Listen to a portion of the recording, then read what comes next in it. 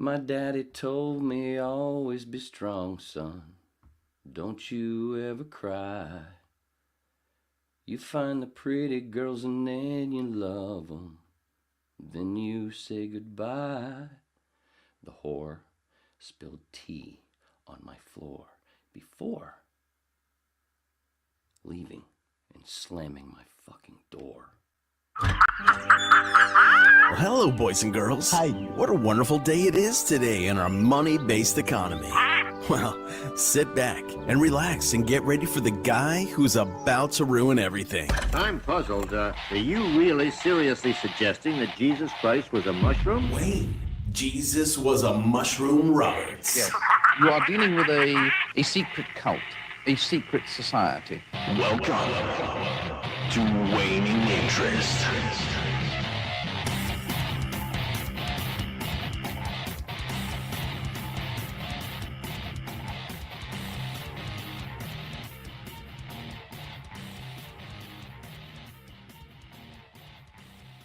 Welcome to the Waning Interest Podcast. Number 108. I was going to say it in Spanish, and then I screwed it up. So, 108, Wednesday, April 12th, 2023. Hi. And at the moment, the number one movie in the world is a movie full of mushrooms. Super Mario Brothers. I had to play the little coin grab sound effect from the game, but I don't want to get in trouble because, you know, it's easy for me to do that. One reason why it's been a few months, but I'll get to that.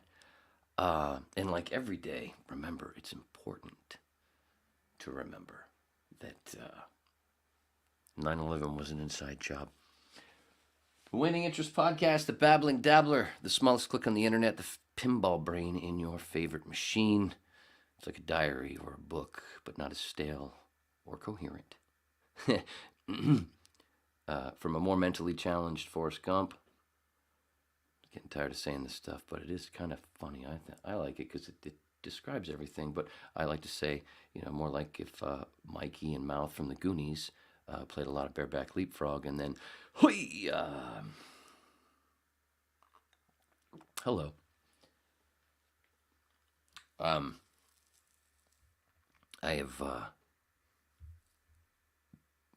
been spending a lot of time alone lately, so I've been using the N-word a lot.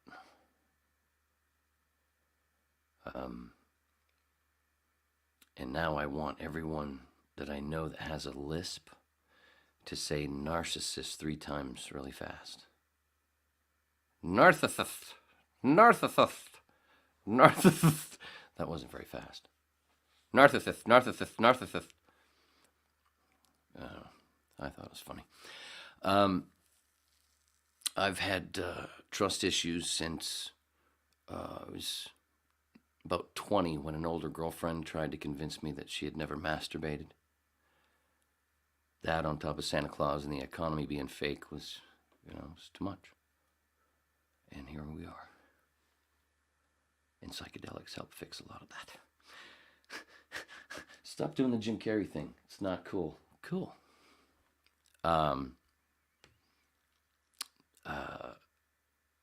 Now that I'm in my 50s, I find myself yelling, Shazam!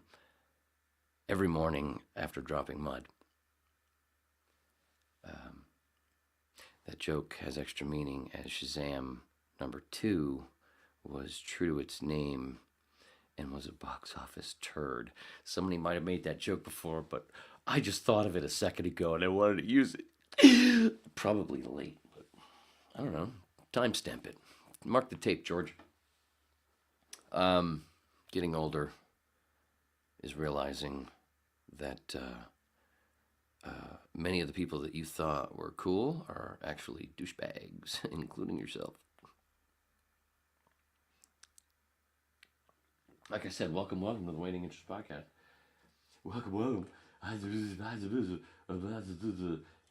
Hey, what are we drinking? I don't know. It's just a little, it's not, I'm not giving out a name. That's just, I don't do commercials. And if you're a whip, part of the Waiting Interest Podcast back, you know that. If you're new, now you know. My daddy told me, I've already forgotten the melody of the song. My daddy told me always, my God. Hey, when you hit play, man, the rhyming is just, is the bird okay? The bird's okay. 5 years ago today, Kate Beckinsale's assistant told me I'd hear back from Kate soon. I'm starting to suspect that she was lying. Most people say Better Call Saul wrapped up everything well, but I still, I don't recall finding out what happened to Tuco's abuelita. You know, YouTube, nobody's telling me shit. And there's people that fucking have gone through Better Call Saul every episode and ranked them and broken them down to every scene, almost every line. Check it out on YouTube. There's some crazy motherfuckers out there, and I like watching them when they do it well. I can't name any names because that would be indiscreet. Mahler? So, Mauler. He didn't do Better Call Saul, but other people have. But Mahler's good. Mauler. He's trash. He's so fucking funny. I have not heard him ever say one sentence where I went, ugh. Every fucking time he talks, because he also does live streams with some other folks like the Critical Drinker. Don't know. Along with the videos that he produces about about mostly MCU and Star Wars movies. Just fantastic. But and I've never heard him say a sentence where I went, oh, that's kind of douchey. The guy just, he's... But either way, you know when you introduce new things to your diet and notice they might turn your starfish into a waterfall or make your insides feel like there's a jackknife matchbox size 18-wheeler in the chamber stuck, so you know you stop imbibing, you know, to make sure, like a test, to make it, you know, is this the culprit? And you know, we've all done that, right? So if so, then don't ever let anyone tell you that you're not a scientist. Or that you're not aware of run-on sentences. Anyway, out of speaking of shows, out of all the ones to watch, you know, the U.S. government has the absolute worst writers and actors with the biggest stolen budget ever. I don't remember. What's that reference? I don't know what the reference. There's a movie. It's a movie. It's a woman. It's a woman. Whoa, man. Sorry about the bats in the cave. What the fuck? Well, it's a Skynyrd night, so you know they were known. It helped you drink more. I haven't touched that shit in years. Anyway, what's the next one? Oh, but the promos for the CSF, the corporate scumfuck, SmackDown 24, you know, with the rematch of the Ultimate Orange Twat versus the Blue Scam Scum family. I don't know about to me, it looks like it jumped the fucking border wall sharks. So fucking boring. It's so boring. No, it really is. But so what if there's a scroll and video of facts, 100 miles long, proving that the U.S. government sticks a giant, black, sharp, sand-covered dildo into its citizens every moment of every day. It's China and Russia's fault. Must be because the dildos are made in China and the sand comes from Russia. It's gotta be. It's the only thing that makes fucking sense, right? That's what I'm thinking. But I should stop thinking because it tickles my groin. So, conspiracy theories. Theorists are like factsists. Conspiracy factists are like the 2007 Patriots, man. Lighted up perfect season with a thud at the end as nothing really changes after being proven correct because the scumbag owners are still running the shit show. So, see, boring. It's getting boring. No, I'm not boring. If there were no cameras, I'd be less boring. Wait, yeah, less boring. I got it right. I said you got that right. Sure, got that right. Steve Gaines. And Van Zandt, but I open with them. I open with them. Disgusting. And we'll get back to them. Oh, just right off the top of the... That's the wrong head. So, I said this to Ma the other day. If watching 10 seconds of Rachel Maddow does not make you nauseous, you probably have cancer. I'm just saying. Look it up. Check it out. Diagnose yourself. Be your own PCP, right? PCP, right? Primitive practical what the fuck is it? PC? Is it P? What is it? Your doctor, your normal doctor. I forget. Whatever. But the great thing. Speaking of my doctor, the great thing about the mom jeans look being almost less attractive than meth mouth is they're going right back out of style. Whew. I don't know who the fuck looks at that and goes, ugh. To me, it's the people that's basically their only words. So the great thing is that we're going to move on because I saw a trailer for the movie The Whale back to back with a fat body positive commercial. And I barely watch TV, and I went, just for that little bit. And it killed my appetite.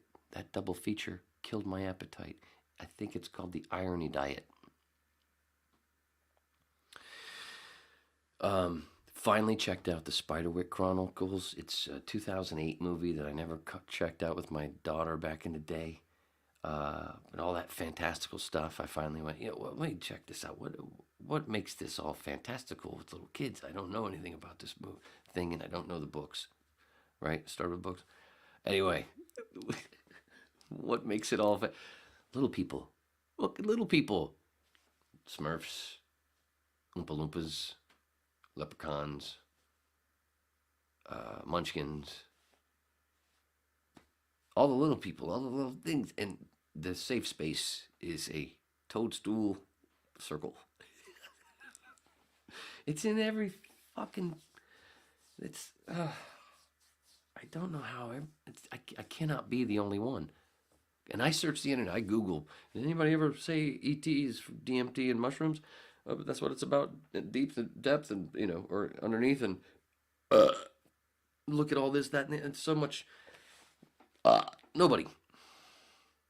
We're pointing out Christmas Carol is ayahuasca. I'm not an expert. I'm tired. I'm a fucking idiot. So I'm really tired of everybody making me look like, not everybody, but seems like most of the places I go, This fucking idiot walks in the door and ends up looking like Stephen Hawking without the wheelchair and the talking computer. Well, that's not true because I have that phone thing, but if I wanted... Oh, you gotta check out Kill Tony. They're having this one, I can't remember his name, but he's mute and has MS. And he uses his phone and takes one of the microphones and puts like a little speaker thing to the one mic on the table, and then uses his phone to type what he's saying. And he's hilarious. He's been on Kill Tony for like a month or whatever. Tony loves him. It's really funny. Can't remember his name. Check that out, Kill Tony. Anyway, what's next? Easter just went by.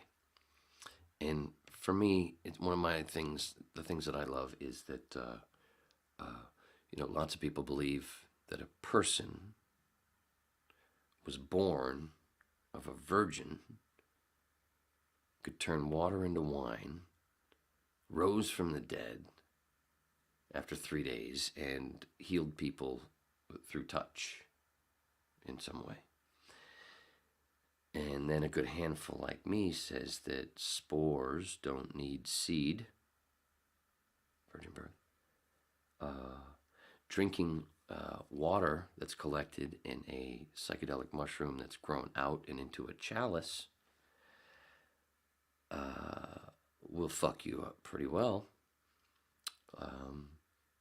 like eating psychedelic mushrooms. And mushrooms grow from dead stuff. And you usually dry them for a few days before eat of my flesh, eat of my body. And then end up feeling reborn, healed, eternal. But we're the weird ones because we point that shit out.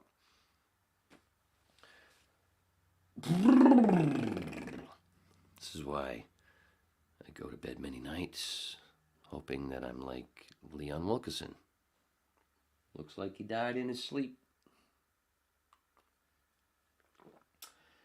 See that nice little out of the blue Skynyrd feather in until towards the end, because you'll see. Why do you have to blow the lead? I like to blow it. A friend, check this out, seriously. Just the other day, a friend I hadn't heard from in a long time leaves me this very long voicemail that I realized about a third of the way through that it wasn't for me. It was for another one of his friends named Wayne Kramer from the MC5, and ton of other stuff. So then when I called him, I says, Cameron, what the fuck? A little oops. That's the third time you done this shit to me, man. It's getting a little insulting. I was going to ask if I could play bass at the benefit show that he was putting together, which is why he was calling Kramer. But then I realized I did not want to fucking get on a plane, Skynyrd, and that he'd say no.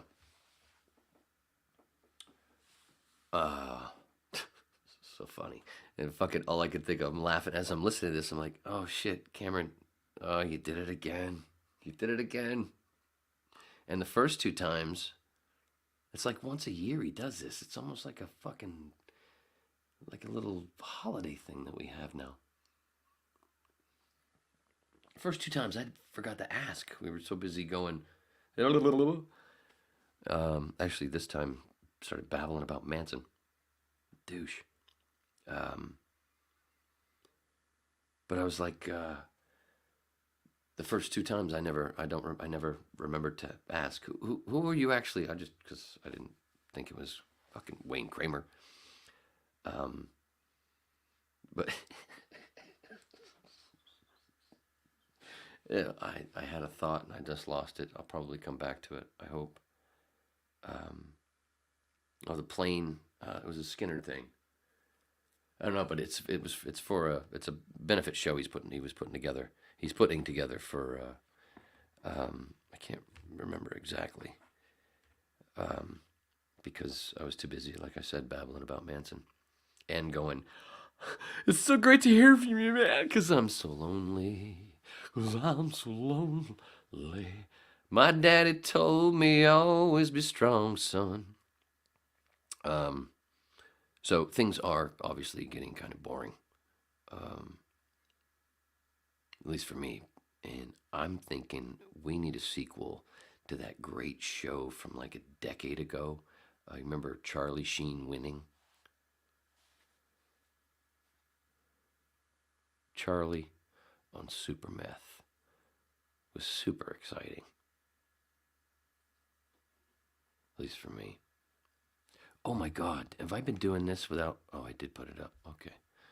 I didn't know because I'm not on the page. I'm not even looking at, the page where my face is. I have a whole other thing that I've, with my notes, my points and bullets. Give me back. Give me back my bullets. Yeah, man, wouldn't it be nice? Kind of missed the Charlie Sheen winning show. Maybe I should just go to YouTube and do some rewatch. That's what I could do after this. What do we got? 40 minutes left? Whew. Give me back. Give me back my bullets. So, there's my little... That's not bad for a little monologue, huh? How about that for a monologue? That's pretty cool stuff. I want to change things up. Have a few things built up for the last 3 months. It's been since what? When did I do my Whip 107 was just before Christmas with Nick Searcy. You can only see that on Rumble because YouTube took it down, and I think mainly just because of the title. See, Nick Searcy is an actor who was at January 6th. And he did a documentary about it called Capital Punishment. And most people know him, even though he's been in a ton of things. His resume is a mile long. A lot of people know him from the show Justified. So I put those 3 things in the title. And you can't find it on YouTube because they said, can't do this. And I asked why. And they told me that I was breaking some rule. They didn't say what I said. I said, is it because of the title? And then I explained the title.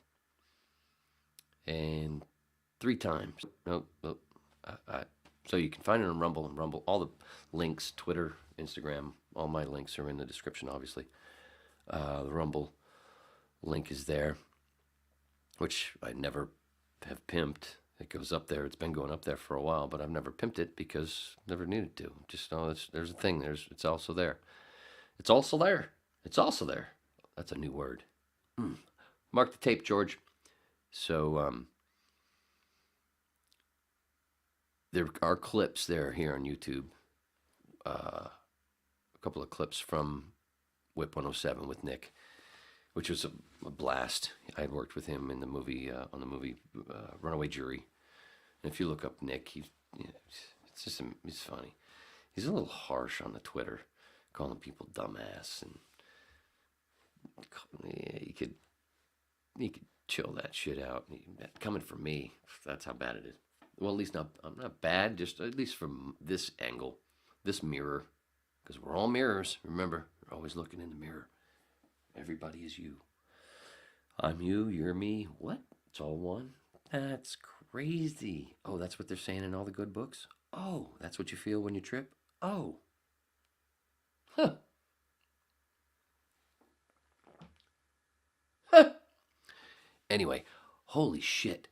What am I? I'm already gonna have to take a... See, I don't do commercial breaks. If you're new to the Whip, at least the video part of the Whip, because there's audio, Spotify, Apple Podcasts. I said you got that right. Stop. bring it in. It's because I got to pee. I'm like Joey on Friends right now. I got to pee. And I peed. I made sure before hitting play. I got stuck. I might have to grab some Tums. Let's. That hurts because now, obviously, you can tell you're watching. I got it. It's stuck and it hurts. Now I gotta find a little best of. We'll have a little break, and we can watch a little. An older clip of the whip. Older clip. It just continues to roll. My daddy told me always be strong, son. Shh. Hawkins. How long is that one? How long? 2 minutes? Oh, that's from Whip. All right, that's with Tracy. 3 minutes. Ooh, the burps. Did I play the burps last time? It's only 1:26. Weed and Gate 402.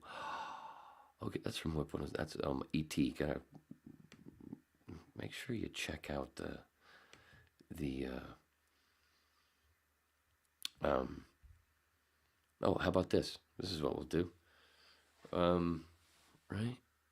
107, anything else? Yeah, we'll do this. Not only check out Whip 107 on Rumble with Nick, which I'm going to play a little clip from, where I go pee, and he tells a story, like always with a guest. But also, make sure you check out Whip 106 about ET, DMT mushrooms. It's a good one, I think. It's a nice, relaxed way to say, hey man, check this shit out. You already know half of what I said. You've been like, oh my God, that makes sense, right? There's more. There's more, baby. There's more. Right? Because I really have to pee. So what happens is when I have to pee, the guest gets to tell the story. And there's nobody better to tell a story than Mr. Nick fucking Searcy. Okay, before I go wet myself. Tell a story?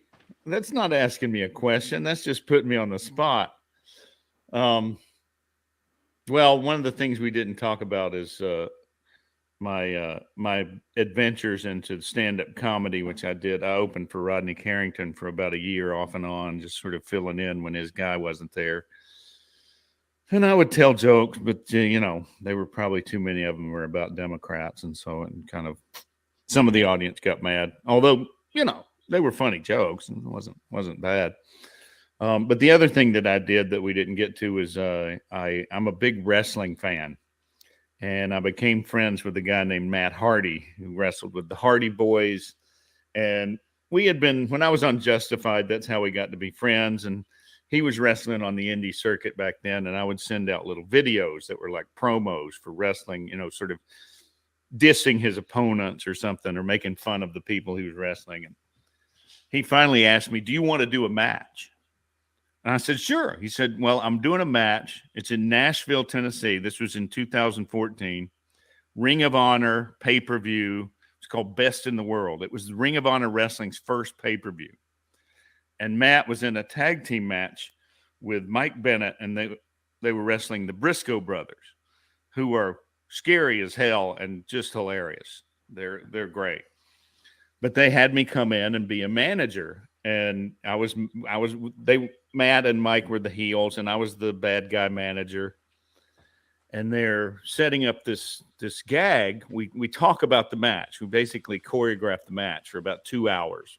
I get there and we're talking through the match, and then you do this.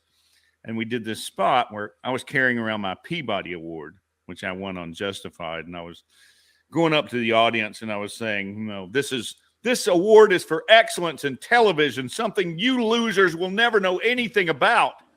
And at a certain point in the match, Matt says, Nick, throw me the Peabody. And so I throw the Peabody Award into Matt Hardy, and he takes it, and he hits one of the Briscoe brothers with it and knocks him down and tries to pin him. Of course, he kicks out. And then the gag was I'm supposed to crawl into the ring to get my precious Peabody Award back, but the Briscoe brothers won't give it to me. And I'm screaming at them, get your filthy hands off that. You don't deserve to touch that. And and the Briscoe brothers, when we're setting it up, he says, yeah, and then you reach for the Peabody Award. I'll kick you in the stomach. I'll hit you on the back, and you lay down in the ring, and Jay is going to drop the elbow on you off the top rope. And I'm like, he's going to hit me with the elbow? And I said, yeah. And I go, well, that sounds like it'll be really funny, but won't that hurt? And Jay Briscoe goes, oh, you'll feel it, but won't hurt you. And then they try to tell me how to take it, how the wrestlers absorb these blows, and lean up off the mat a little bit, cross your arms in front of your chest so that the elbow hits you across the arms and not on the chest. And so we get there, and there's 2,000 people there, and they're screaming and hollering. I get down on the ground, and he's about to drop the elbow, and I look up, and I just involuntarily go, holy shit, that guy's about to jump on me. And I just flinch, and I kind of turned away, and he hit me right in the ribs. And it hurt for 6 months. I think he broke my ribs. But I couldn't tell anybody because my wife had told me, you're going to get hurt. You can't do that. You shouldn't do this. They're going to hurt you. And I was like, I couldn't admit that they'd actually hurt me because then she would be right. But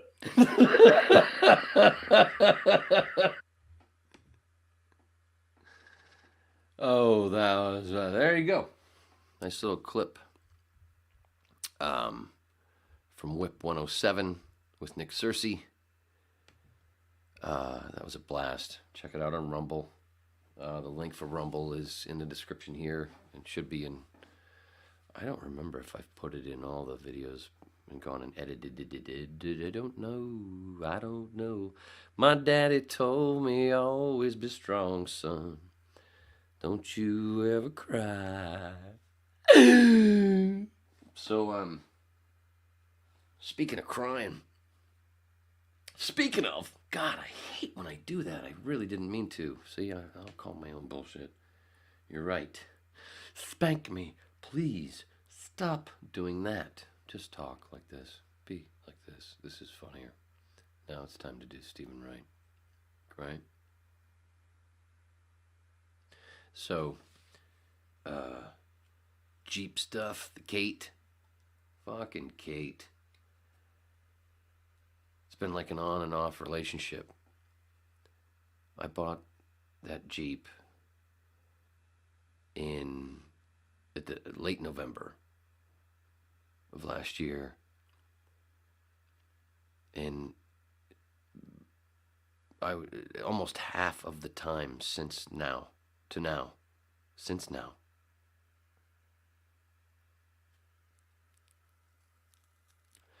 It's like an on and off relationship because she's mostly been in the fucking shop, back in the shop, whether in two different mechanics.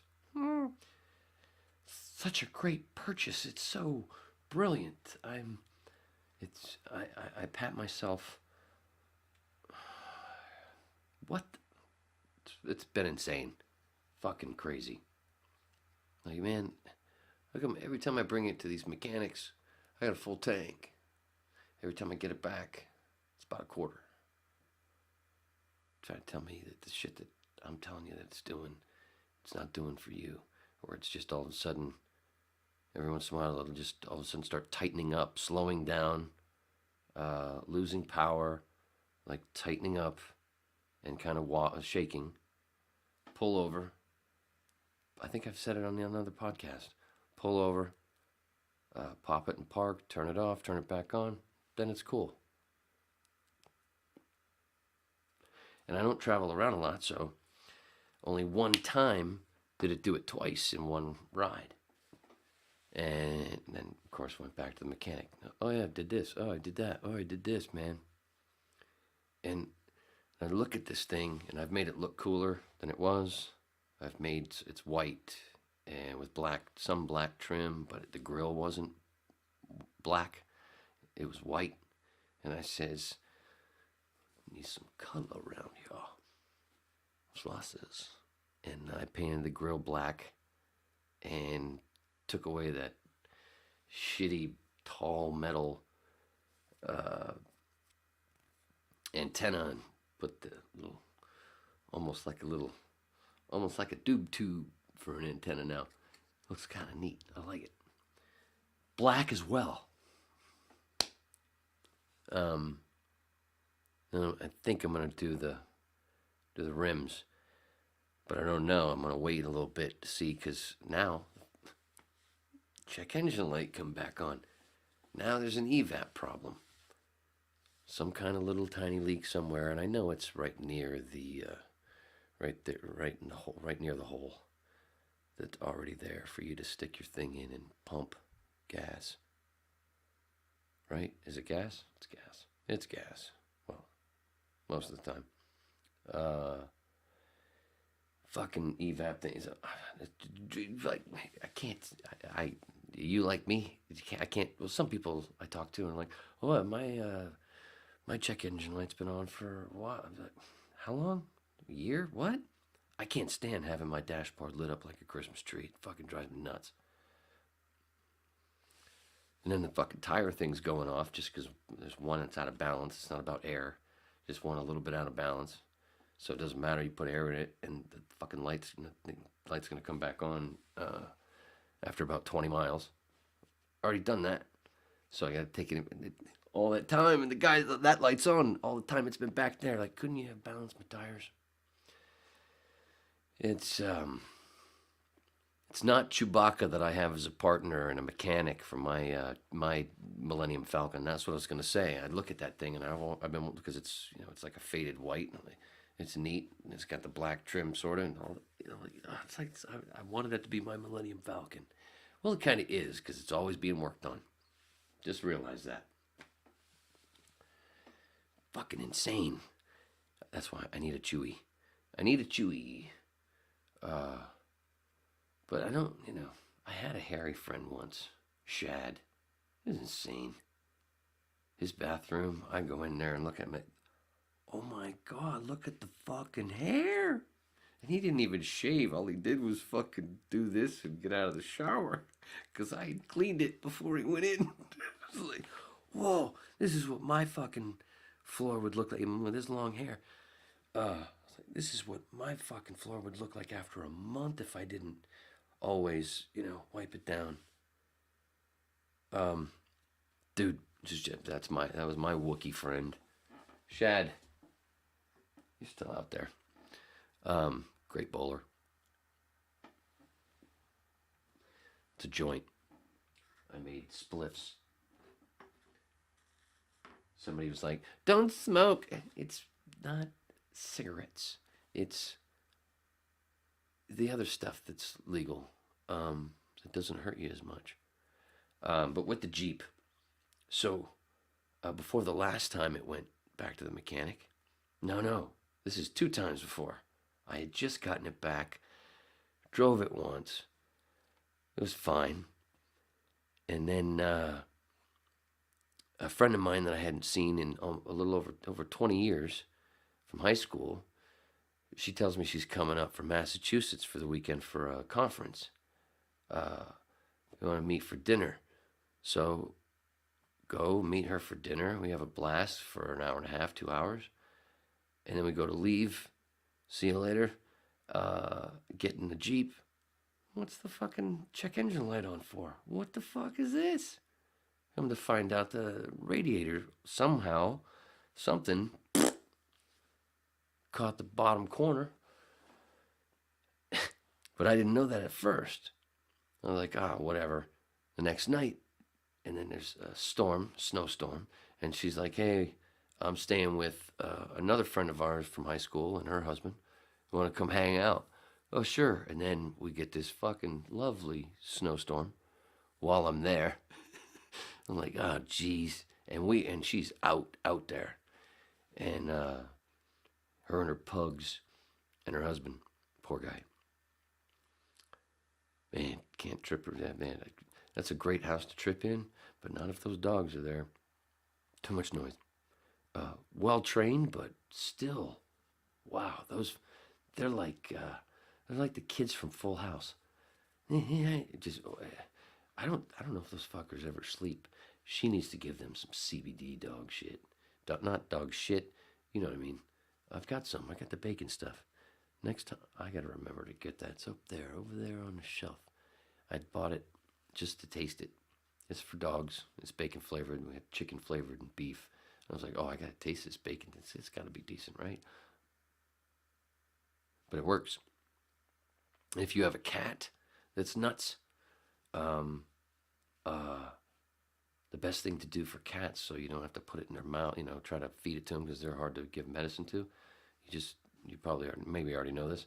Just put it on their paws, and then they'll lick their paws, or put it around their ears, and they'll because the CBD is in a liquid form. But yeah, I had that. She really needs that stuff. So anyway, pull in there, and I'm like, oh, what is the engine light on for? What is this? What the fuck? Whatever, chill out. Let's have fun. We have a blast shooting the shit. No drinking, just weed, and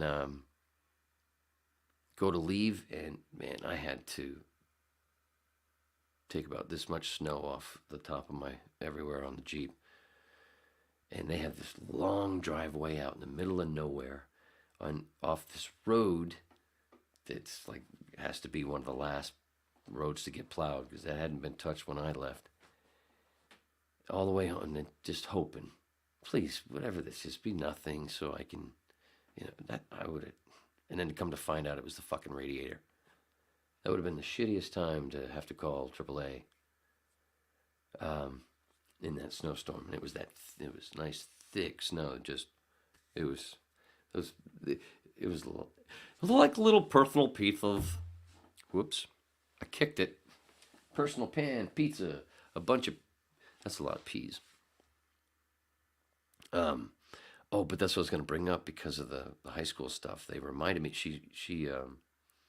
I only got the yearbook my senior year of high school, but she had the year before us when we were juniors, and I think she had the other one, and she had a bunch, and she must have got one every year that we were in high school. And it was cool because I was able to go back and go, oh, I remember that person. And we flipping through the year, the kids that were like my cousin that were a year older than us, and like, oh, this girl, oh, I got a story about her. Beautiful girl. And if you remember Raiders of the Lost Ark, and the fight at the plane with the bald guy and Indy, and that one part where the bald guy just goes, wham, and then you just see Indy go, poof, wobble, and then poof, right on his ass. That happened to me where at a party, there was a girl that a few of us guys liked, and we had heard that there was another guy that had kissed her, and then there was one that was all pissed off, and he got a few of us all riled up to go find this guy. And I was like, all right, whatever, we'll just wait. No, I'm over. I was talking to them, but okay, we'll go. And we're going to find out this dude's sleeping in somebody else's car, and they're all like pushing on the car. So I'm like, why are we doing this? I'm going back in. I went back into the house to continue what I was doing, talking to the people that I was talking to, and to get more beer. And then later on, a little while later, everybody starts filtering out of the house because there's something going on outside. I'm like, what the fuck? What's going on? And I'm like one of the last people to actually go outside to go check it out, walk down the driveway, and they're at the end of a cul-de-sac, and that's all happening in the cul-de-sac. And start walking down like, what the hell's going on? And all of a sudden, this beautiful girl that I just mentioned, that I don't even know, but I'd always looked up at her and went, oh my gosh, she's so beautiful. And she was a beauty. She was like Joe in Facts of Life. She was Nancy McKeon, but a little prettier. And the next thing you know, she's yelling at me, and I'm like, what? What the hell's going on? Why are you yelling at me? And she's right in my face, and she starts pushing me, and I'm going backwards through the cul-de-sac. Next thing you know, I'm I am right in front of somebody else's house, catty corner where we were in the cul-de-sac. And right in front of somebody's lawn. And I'm like, what are you talking? There's 5 people behind her. Like, it was like a horde of people coming at me, like Walking Dead shit. And I'm going, what is happening? And they thought, well, then before I found that out, all of a sudden it was just like Raiders of the Lost Ark, just all wham, out of nowhere. I'm like, what's going on? Boom, bam, right on my ass in the snow, right at the edge of this lawn. And like, what the fuck happened? What the fuck? What was that? What happened? What did I do?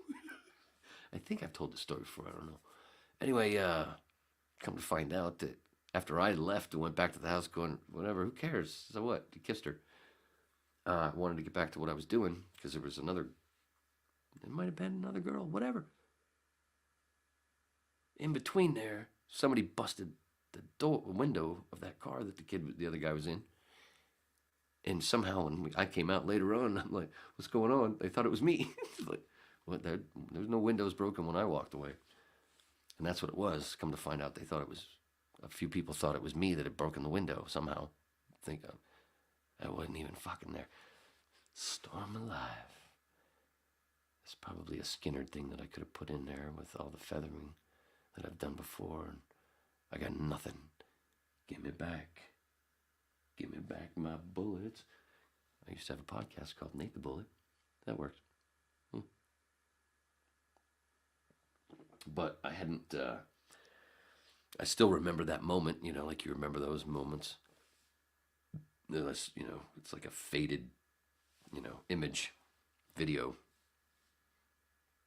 But I'd looked for her on Facebook before and I haven't found her, so I hadn't seen an actual, gone back to see a picture. Oh my God, that's right. That's it. That's the face. It was just more oomph. Packed the punch. Chick could hit. It was cool. I took it well. But it was just like Raiders of the Lost Ark. Boom. She got me good. And I didn't do a fucking thing, man. But, so that little mini reunion with these girls and the one that had come up from Massachusetts, I used to work with in a sandwich pizza place, that's still around, but they're in a different location now here in town. And I used to be like, she'd be on the right, and then her best friend would be on my left, and we're all cutting green peppers or tomatoes or putting fucking other things together, for subs, onions, all that stuff. And I'm going, blah, blah, blah, my friend, blah, blah, blah, my friend, blah, blah, blah, my friend, blah, blah, blah. Next thing you know, she marries, a good friend that actually lived in this house for a little while. And then this one gets together with my other friend that they only through high school. Like, man, I'm, what is it called? What the hell is it called? You bring somebody along that helps you get some action. What the hell is it? Wow, you need more weed, don't you? No, but what I am going to have to do is play another best of clip. Because I am feeling the waterfall. Ugh. Somebody was telling me about diapers the other day.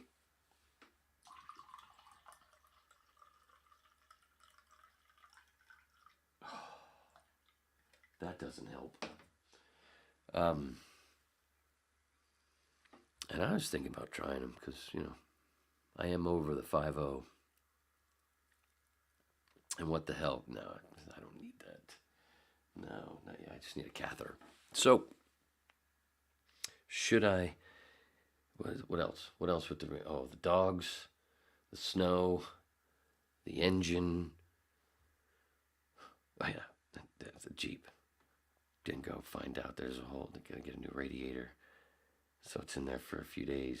Get it back. Everything's cool. And then all of a sudden, the check engine light's on again. Take it to another mechanic because now I'm tired.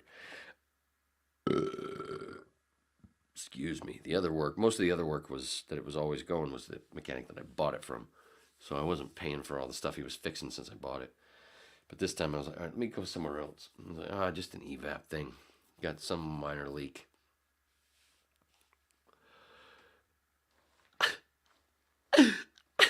That's gonna be, I don't know, man. I don't know. Maybe I don't want a Millennium Falcon now. I need, what's another Star Wars? What's the Slave One? Is that the Boba Fett? Ugh, what a terrible TV show. Ugh, God, Star Wars sucks now, except for Andor. Ugh, I should pee first. What else at the reunion? I remember telling them that story. We talked about mushrooms.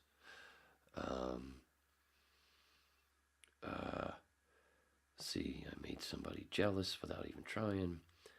That's what we do. What else? The dogs. I keep seeing the dogs because I was like they're in the we're in the kitchen area and the bar thing, and I was kind of on the outside, and the couch, the top of the couch is right here, and most of the time as we're talking, I've got one of them at least right there on the top of the couch, just like over my shoulder, like, hey, yo. So, oh, sorry. And then I'd keep talking, scratching their back, whatever. These little, you know what a pug is, don't you? You know what a pug is. Don't get them too excited, because then that breathing, it just, and all of a sudden you can't breathe. And you're like, oh, you poor thing. And you're like, tank? Cigarette? But either way, it was a fun night, seeing 3 people that I hadn't seen in 23 years. Since the 11 and a half reunion, since the 11 and a half year reunion. We're slow school in the boondocks, so math wasn't our specialty, especially the architects. So, how about that roof? Ooh, so I should, I'm trying to think of anything else about the reunion. A little mini reunion. I gotta be careful when I say mini, because, was I talking about this? Was I talking about that? Was I talking about this? Because I haven't even gotten to Skynyrd yet. Let's see. Another good video. Another best of. We got the burps. How long is the burps? Shit, it's only 1:26.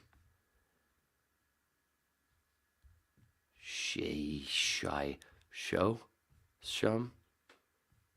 I thought I put a bunch of stuff in here, man.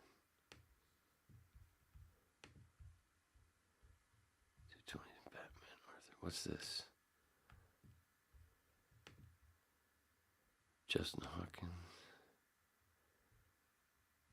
Oh, here, a little clip from Whip 106, right? If you're new, you can see that I'm at least a nice break from the CFPT, otherwise known as the Corporate Fuckbag Political Theater. Because if you're watching me, that means your TV's off. Good one. Nice job. If I could, I'd mail you some mushy or some weed, because I've got plenty of that. Jesus Christ, man, I'm glad I don't give anybody my address. Holy shit, I'm turning into a pot bank. I love it, I love it, I love it. You know why? Because it's gonna, now that I've finally got the MILFAL,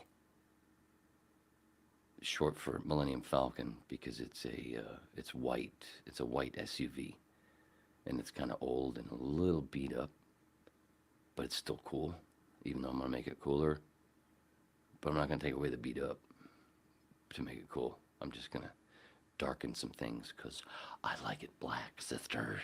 Just like my coffee? No, cream and sugar. 3 liquid sugars, because that's what McDonald's likes me to have. For some reason, every morning, they just suck me right into the drive-thru. Not only do they fuck you at the drive-thru, they suck you through. Thank you, Joe Pesci. Anyway, Lethal Weapon 2 reference. For you youngsters. What the fuck was I saying? Oh, I jumped ahead of myself. What? Oh, the MILFAL. Yeah, so update on the car. I was able to give... Leave me alone. What? What are you trying to say? Is the sound okay? Nice on ice. Thank you, Todd. Todd Liss. Is the sound okay? Anybody out there? Nobody's here. Of course not. sounds fine, according to myself. So, according to my ear thing, bud. Bud? Hey, bud. What's that? Anyway, the Melfowl. I call it the short for Millennium Falcon. I already described why. Or for short, which is one syllable in a reference to the Guardians of the Galaxy, I'm just calling it Kate. A lot of people know I'm a Kate Beckinsale fan. Not only is she fucking stunningly gorgeous, but actually a good actress too. Good too. Great actress. This is fucking. You need a drink, don't you? No, I need another gummy. 2 wasn't enough. Wait, what? That's where I would hit Lisa. Well, not hit Lisa, but at least, poke her in the tailpipe. Crisco! Shh, stop that. You're getting behind it yourself. Oh, you hacky fucking cunt. So, the Kate, yeah, so I finally got the Kate, the Melfowl.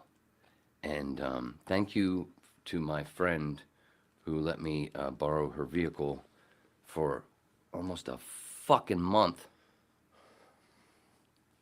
But the mechanic made up for that full circle here. The mechanic made up for that time lost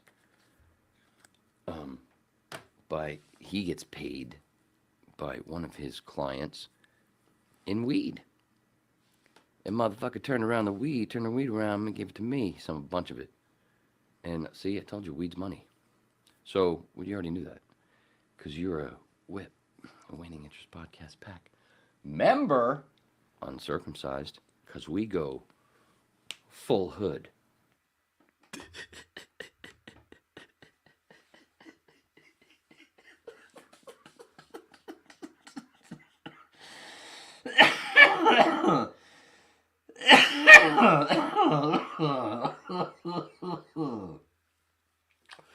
I hadn't seen that in a while.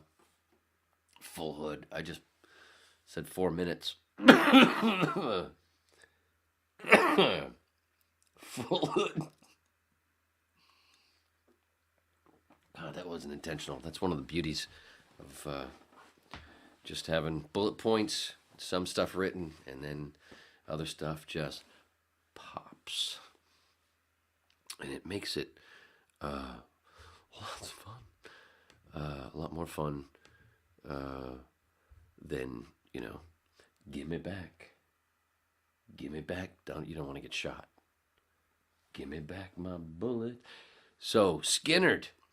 Obviously, as you see, I would normally have Mr. Jinx. I asked him to do this, but his computer's down.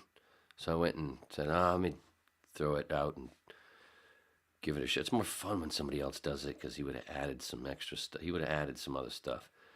But so I went, hey, look at that. There. That's pretty cool. From the second Helping album. Because I've been on a Skynyrd kick again. You go through those things like in and out of Manson. That didn't. Crisco. So, like, was into Manson years ago, and then a little bit again. You go in and out of certain subjects and stuff, but the Skynyrd stuff just was reminded of things that I'd sort of, after a while, you're like, okay, the plane crash, the songs, the plane crash, and they mention all the time, Van Zandt dying, but then there's things that don't. Well, I mean, if you listen to classic rock stations, they probably, jocks talk about it here and there. They'll throw it in and stuff, but the amount of the luck when you go through every band member, and they're all gone now, except for Artemis Pyle, who was not even an original member. He came in, he replaced Bob Burns, the original drummer. They both played together for a little while until Burns, mentally, drugs, alcohol, what the hell is this famous thing? After, coming from small town, being nobody, and then all of a sudden you're famous, and in the early mid 70s. Yeah, fucking gonna drive you nuts. Did that to a lot of musicians. Still does. That's why it's always nice being the smallest click on the internet and being completely sane. Can you tell? Hold on. I got an itch.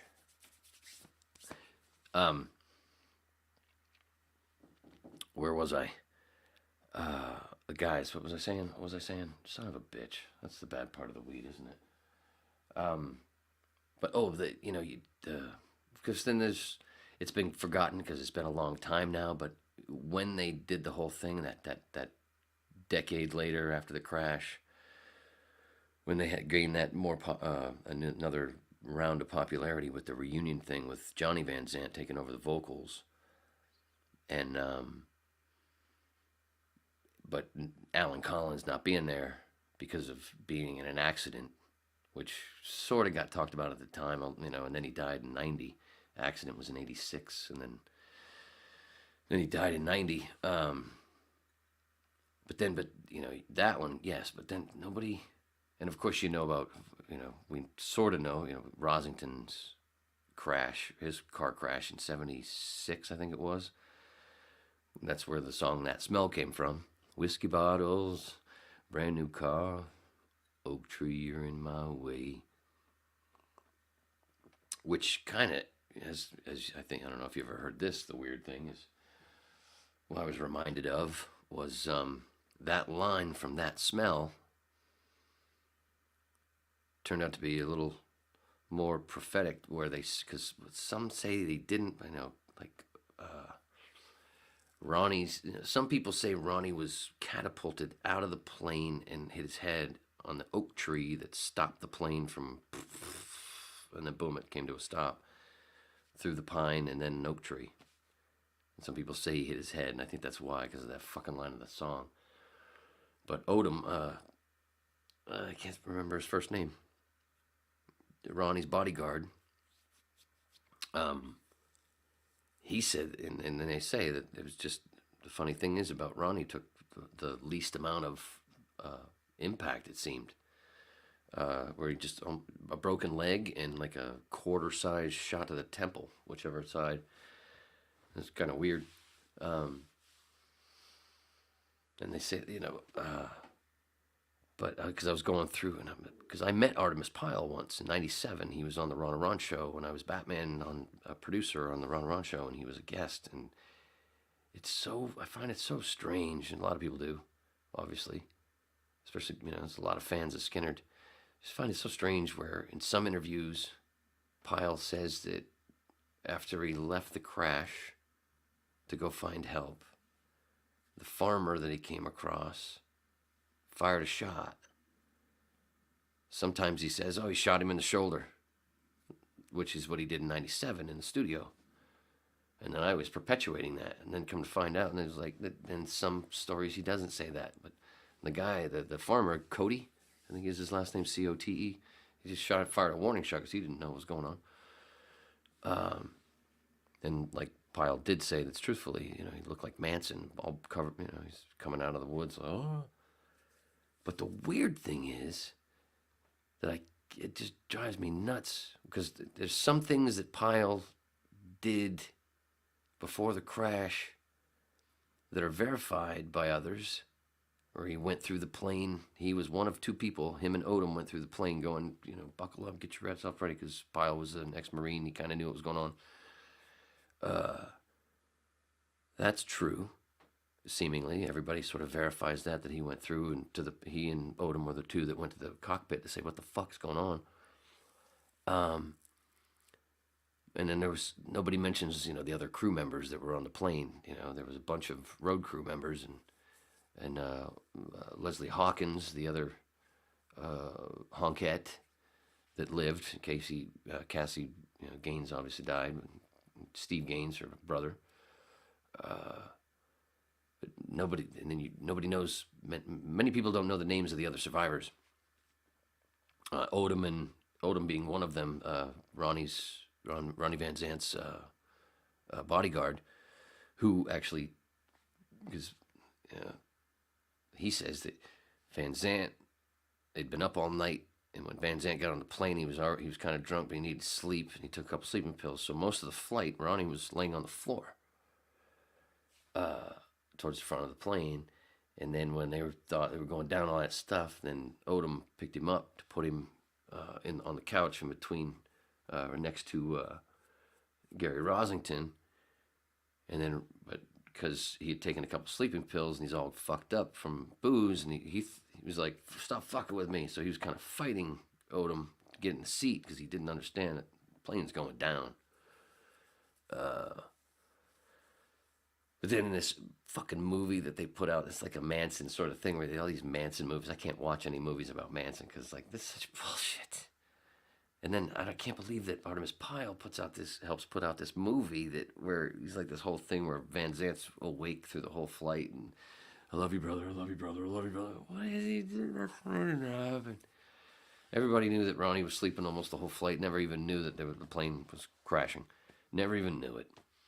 But also the thing about Pyle, all of his stories every time, because I've watched and listened to a bunch of interviews, and I was present for one of them.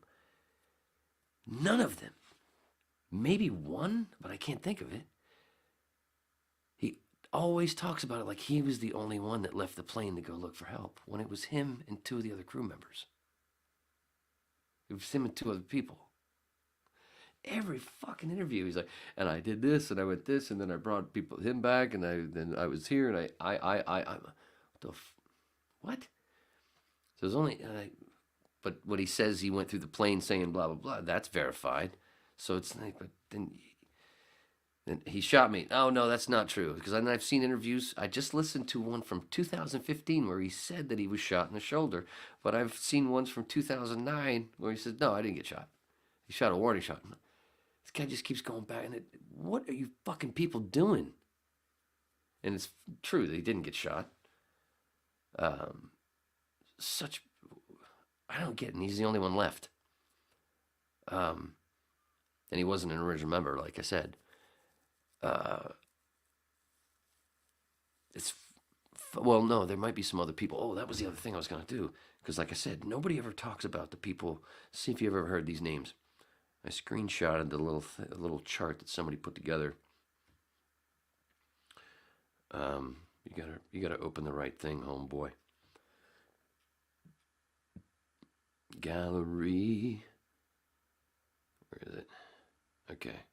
So we know flight crew, Walter McCreary, the pilot, and William Gray, the co-pilot, who were kind of new, where just previously, McCreary was the co-pilot, and the actual pilot had bailed. There's a whole other thing about the plane being a piece of shit, and Aerosmith turned the plane down. But the pilot that was there originally with their flights, he took off for a major airline. Like, fuck this shit. And McCreary took over from being the co-pilot, and William Gray was bumped up from, he was just a mechanic, I think. Something like that. Don't quote me. But, and then, whatever.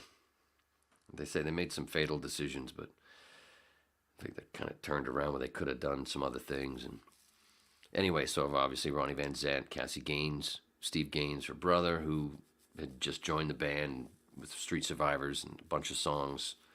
What was it? What's the one? Oh, I Know a Little from Street Survivors, the album that dropped 3 days before the crash. I Know a Little. Cool little boogie woogie from 1977. If you are a 80s metal fan, you might recognize the little there's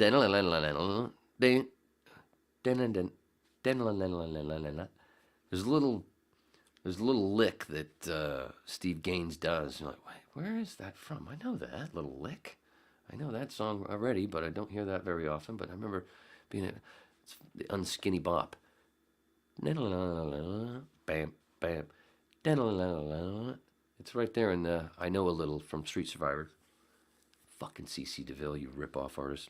Because I've looked it up to see if C.C. DeVille ever said anything about Unskinny Bop being that little lick being from I Know a Little. It's fucking Steve Gaines, man. So, just so you know.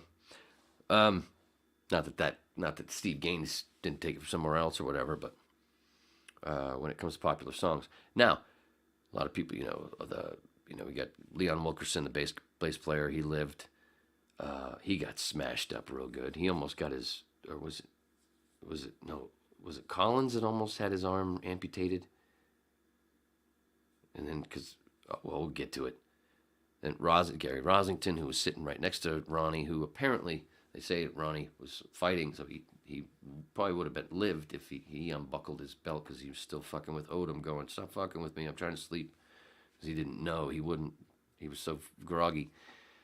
So if he had been buckled in, because they say that the one buckle of those 4 on that couch was the only one that wasn't cut. Was the one where he was sitting. All the others were cut because they had to cut the other 3 out. Anyway, and then Alan Collins, of course, lived. He got busted up. Rosington was completely busted up. Jesus Christ, man. Fucking both arms were smashed, and wrists, legs, pelvis. Oh, man, he was fucked up. And that was a year previously, he had been in a car wreck, and that's where that smell came from. Whiskey bottle, brand new car, oak tree, you're in my way.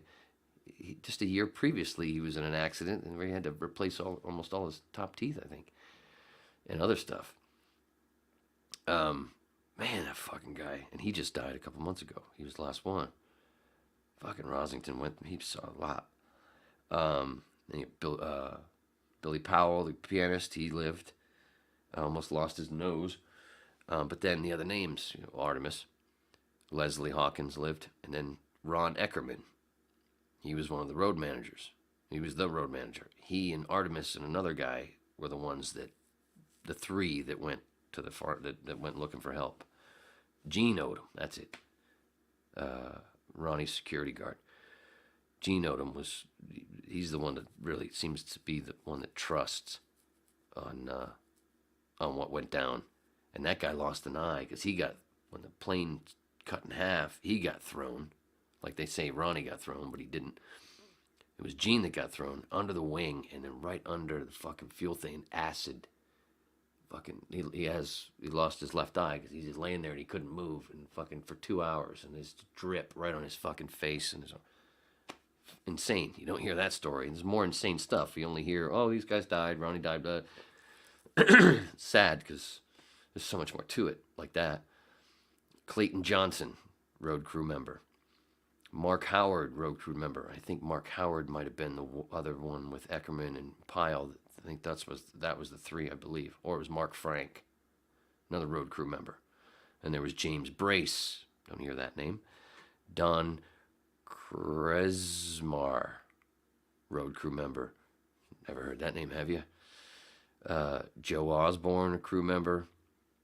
Kenneth Peden, P-E-D-E-N. Well, they got Mark Frank's name. I don't know if some of the spellings might be wrong with the names. I don't know because Mark Frank's name's wrong because Mark Frank's name is actually with a C, not a K. Anyway, Kenneth Peden, Craig Reed, road crew member. Paul Welch, road crew member. I saw an interview with him. He got really fucked up for life. He was totally messed up. That guy, he's like that person that's just going to sit there and smoke cigarettes and alcohol because I saw an interview with him, and he doesn't even realize that the flight before South Carolina to Baton Rouge, where the crash happened, he thinks that his interview, he said they first saw the flames out of one of the engines from Miami to South Carolina when it was actually Lakeland to South Carolina. Anyway, so that's the thing that was part of this I'm talking about, where some of the stories are like, wow, you got all these people that were there and survived, and their stories are like, wait, what? But it's it's completely understandable. Jesus Christ, all of them had concussions. You don't know what's going on, but I couldn't imagine fucking surviving, and then living, and then having to sleep every night. Paul Welch, Steve Lawler, lighting technician, Kevin Elson, sound engineer, and Bill Sykes, television film crew guy. These are the names that nobody ever fucking hears about that crash. You hear about the crash all the time, and every day across the world, some classic rock station or whatever, hear about Lynyrd Skynyrd and their crash 77, but you never hear those names. So I wanted to throw them out there. And you can find, some of them have passed a long time ago. Some of them, you can find some interviews with some of them. Who's the one? Was it Mark Frank? No, Mark Howard. I watched a thing. He's got a little 12, 15-minute thing where he talks about stuff. He's got a YouTube page. He's a musician. I believe he was Alan Collins' guitar tech. But he has, I watched a thing recently of his from a few years ago where he talks about his experience. It's only like I said, 12, 15 minutes. And it's pretty intense to listen to these guys. But he's like, wow, I don't know how you're like that after that. And then you got like Paul Welch, who sitting there smoking cigarettes and don't know what he's drinking, but he doesn't get out of that chair very often. He got really fucked. You're like, that's where I think I'd be. I don't know. It's fucking. It's something. It's something to. It's so deep compared to what the normal thing that you hear on the radio or it's just so many people, and then all the fucking locals, the responders, everybody that came on. A lot of the survivors are great friends with a lot of the first responders because like. They just became friends, best friends for life, saving their lives, sitting out there bleeding and moaning and crying for 2 hours because you're in a swampland. And they had to there was a part where they had to bring out bulldozers to just fucking make a road so the responder could get in there quicker because they had to trudge through all this shit and knee deep, waist deep water, like in Stand By Me where the kids get leeches all over them. A little bit like that, not as deep, but just the wrong, not a great place to crash. But it's just so much. There's so much more depth than the average thing that you see about it, and it's fucking sad. And then this crappy movie about it that Pile puts together, and it's a pile. It's a fucking pile. What a great name. It's kind of perfect that it's his story because it is. And I like that, I like Pile spelled with a Y. It's nice. But then with the Skynyrd thing also is, my stepbrother was a big fan, and "Give Me 3 Steps" was one of his favorite songs, and "That Smell." And then in 2010, when I was doing that, my daughter was in the School of Rock thing that they did, and they were going to do a show at the Whiskey, and her teacher was like, "Hey man, you want to be in the old folks band?" Like, sure. You play bass, right? I'm like, well, a little bit, not much at all, but a bit, yeah. So, and then he wanted me to sing one of the songs because I was goofing around and doing shit. He was like, "Oh, you can act. Oh, let's sing one of them." And he wanted me to play bass at the same time. Like, no fucking way is that happening. And I sang, I decided, okay, let's do a Skynyrd tune, "Give Me 3 Steps." And you can find it on Mr. Trish Anderson on YouTube, at Mr. Trish Anderson. I don't know, I forgot to change the name when they did that whole @ thing, when I could have, because I didn't know back in the day when I first had the Gmail and the YouTube thing. It's just, that's where I was putting my reel on. I'll just send them the link. I wasn't putting it out there for, hey, everybody. I didn't know about algorithms and all that shit. I thought that was back when it didn't matter what the name of your YouTube page was for that kind of shit. I'm just going to share the link if I want to. I'm not looking for anybody to just go out there, So it's Mr. Trish Anderson. It's a character I played in The Last Hand web series. He's related to Neo Anderson. In my head, anyway. So I did the "Give Me 3 Steps" thing, and then the whole thing with it being at the Whiskey, and then I don't know what it was that put me down this little rabbit hole in the last few days. What the hell was the trigger? Did I say it earlier and I've forgotten again? Or I don't know what it was, but with the old videos, going back and watching old concert footage again, and like, wait a minute, watching Rosington and the way he It was just the way he held his cigarette like this when he picked. While he's picking, he had his cigarette like that, and it's like, wait, that's a Sunburst Les Paul. And then, wow, this is I don't know. I was like, wait, Slash like. And then I was going through some stuff. I'm like, wait, there's a picture of Rosington with a hat, not a top hat, but more like the Ronnie Van Zant hat, whatever those are called. I can't say it right now. Small, not a cowboy hat, but like the one that Paul Newman wore and Butch Cassidy and Sundance Kid. But that belt around the top, I'm like, wait a minute, Rosington wore a hat with that belt around the before Slash did it. And then seeing the stuff, and then looking over, and then Leon Wilkeson, the bass player, and he's got more of a weird top hat. I'm like, that's funny. And then he's got this tat on this arm, where you weren't seeing it much back in the day. And it looked very Slash-esque, and just the way he, I don't know, just the weird coolness, especially with that belt. And then you look at, then I jumped ahead to shows in '77 and stuff with Steve Gaines when he joined the band. And looking at him, and he's got that long goatee, and he's wearing white. And like, oh, he kind of reminds me of Robin Fink, longer hair and shades. But Robin, when he was in Guns N' Roses in the mid 2000s. So it's kind of like, hey, this whole seemed like GNR thing. I don't know, just because I'm a douche. And like, oh wow! And then I thought, wow, wouldn't that be cool? That would be a cool thing. I'm live, whatever. I'm never gonna see Guns N' Roses live again. I can't take it. Axl's he can some, but not all. And when he can't sing the parts of the song, I can't do it. But what would be cool, and they haven't done, is for them to do a 3-guitar attack that way with Slash and Richard Fortus, and then bringing Robin Fink in for some stuff, especially stuff from Chinese Democracy and that, and it would be like, oh, this is like Skynyrd from 76, 77. It'd be kind of neat, I think. Even though Fink, I don't know what he looks like now, and he's had so many different looks from when he was in Nine Inch Nails and stuff. But there was a time in Guns N' Roses where he looked like he just came from Tibet, with kind of like that weird half skirt in the front, almost like he's wearing an apron sort of thing, and long johns, and kind of like I said, but he's got that. I don't know. This is if you take a look at the stuff I'm talking about, I think you'd go, oh yeah, I think I see what this douchebag's talking about.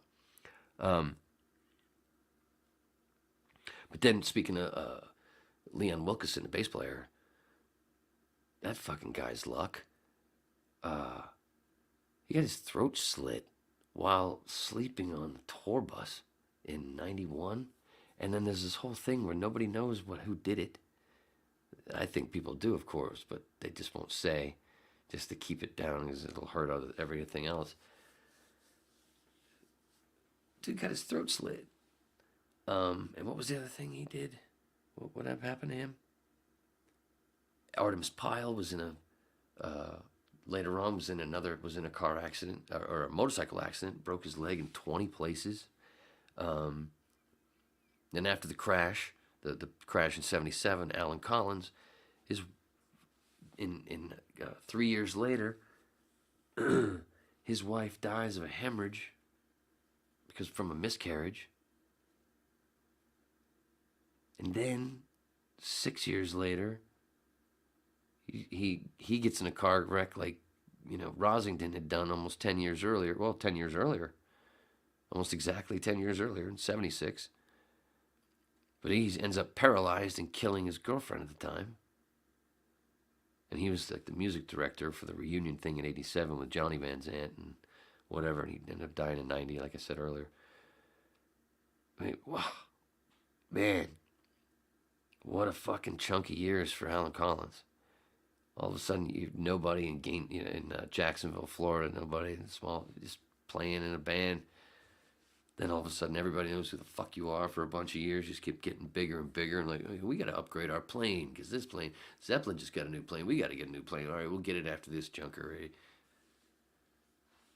And then crash, boom, your band's over. And you recover. And then try to put another band together with the guy that with Rosington.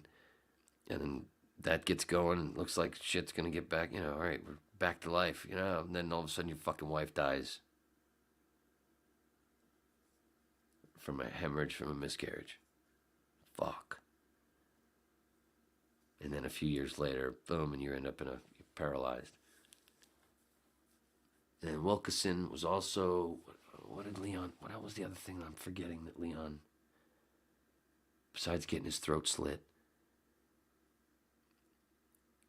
there was some other thing that happened to him. And plus,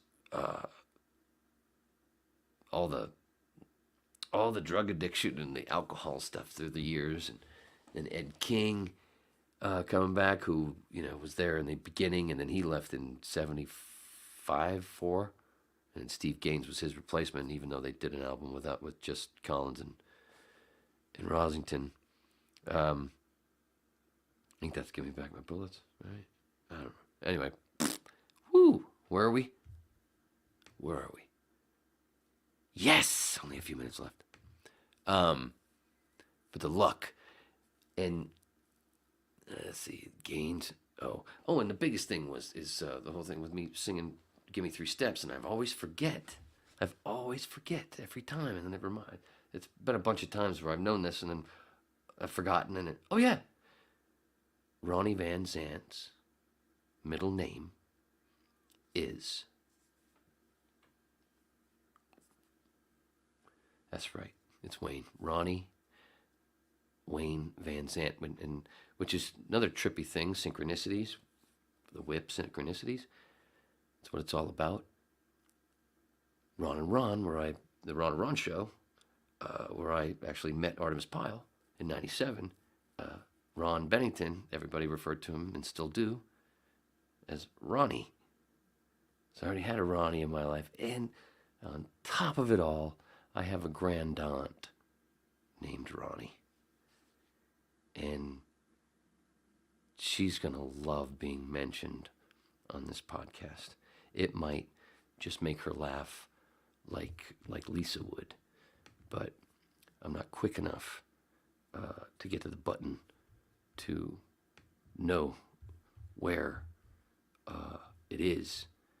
So I'd rather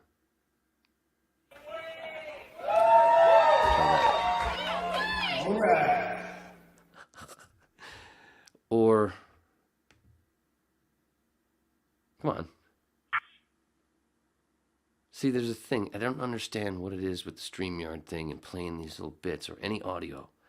It messes with the video, and it stutters, and it doesn't hit it just right, and it's got this whole thing where it's just fucking rude.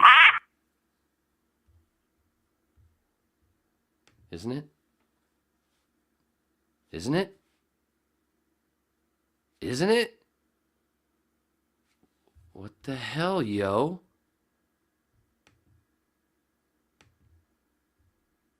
Why won't it play?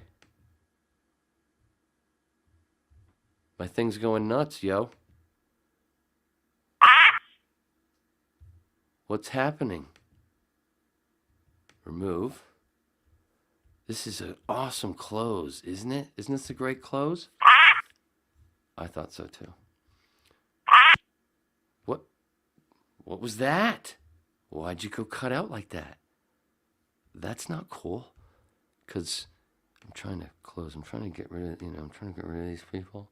And, they're trying to get rid of me. And I can't read. What the hell? Where is it? Oh, there it is. You silly man. Anyway, it's been really nice. What a great comeback. Was it a great comeback? I don't know. Was it a great comeback? Whatever. Watch. James Corbett, Corbett Report, Jimmy Dore Show, Russell Brand, Kim Iverson, Revolutionary Blackout Network, but look for yourself. I'm just a fun babbling lecturer, dabbler. Remember, Raul Neo, AK1. Sorry, ran long. Had to bump comedian Shane Moss. Thanks, Gary. Wow, we did it. Daddy loves you.